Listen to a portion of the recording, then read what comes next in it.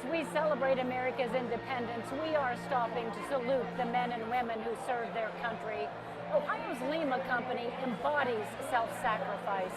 At the height of the Iraq War back in 2005, they were deployed to the Middle East. 23 of those young men never made it home.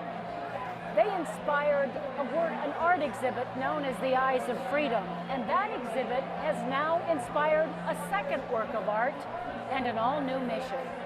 Few units know the ravages of war like the Lima Company survivors, who came home in mourning for 23 young men who would never again walk in freedom. Their grief permeated Central Ohio. We all shared their sorrow, including artist Anita Miller, who brought those 23 young men back to life in a way with these life-sized portraits. We were there when the Eyes of Freedom exhibit made its debut in the nation's capital, each painting a remarkable likeness of the Marines and Navy corpsmen who died in combat. Miller says she was inspired by something so much bigger than herself. Because I myself don't have the experience or the wisdom or the pain that they have gone through. So I feel like I'm almost channeling the hearts of others. She would meditate before she started each portrait. And I would ask them in my heart and mind how they wanted to be portrayed. And then I would just try to empty myself of my thoughts, and something would appear. Lance Corporal Christopher Lyons inexplicably appeared to her over and over again, not with a weapon, but with a pen and steno pad. So that's how she drew him. And I thought, well, that doesn't seem very Marine-like to me, only to find out from his mother that he wrote on hundreds of steno pads because he was a reporter. So what that means to me is that maybe if we listen with our hearts, we can connect into a greater wisdom than our own.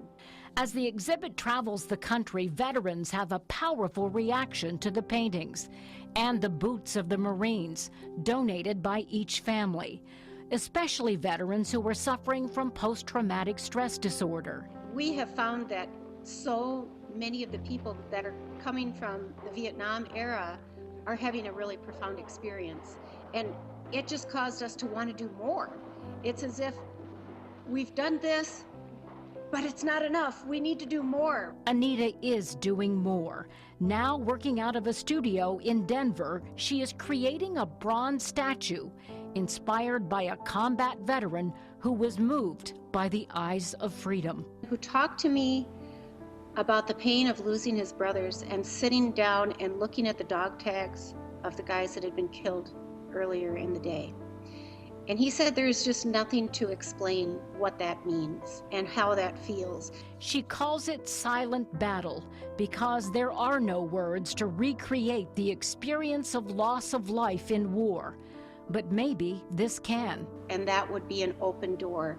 And that would be the beginning of that feeling of being understood, because I think that's a powerful thing to know that there are other people out there that feel the same way and want to help. She's trying to raise money to cast the statue in bronze, and she wants it to be the centerpiece of the Eyes of Freedom exhibit. She views it as the next part of the Lima Company mission that could inspire hope in veterans who are still suffering, and maybe provide the kind of comfort she tried to give to the families of Lima Company. They have to look at this with such gratitude and passion when they see a life-size portrayal of the child that they love so much. Yeah, they have told me, everyone, that their son continues to live and continues the work and the service and their mission as a result of the paintings. They believe that their sons are still working on a mission. And when I see the response of veterans and people that come to see the paintings, I believe those men are still working, because the power that's happening, that's not from the paint. That's from the spirit of these men that have given their lives in service.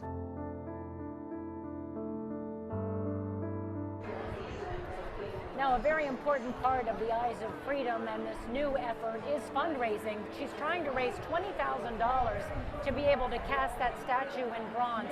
but she wants to raise a lot more because she's setting up a scholarship fund. So many of the young men who came back with PTSD were suffering. Some of them sadly ended the suffering with suicide. She wants to be able to provide scholarships to the children of those men. And you can help by going to theeyesoffreedom.org.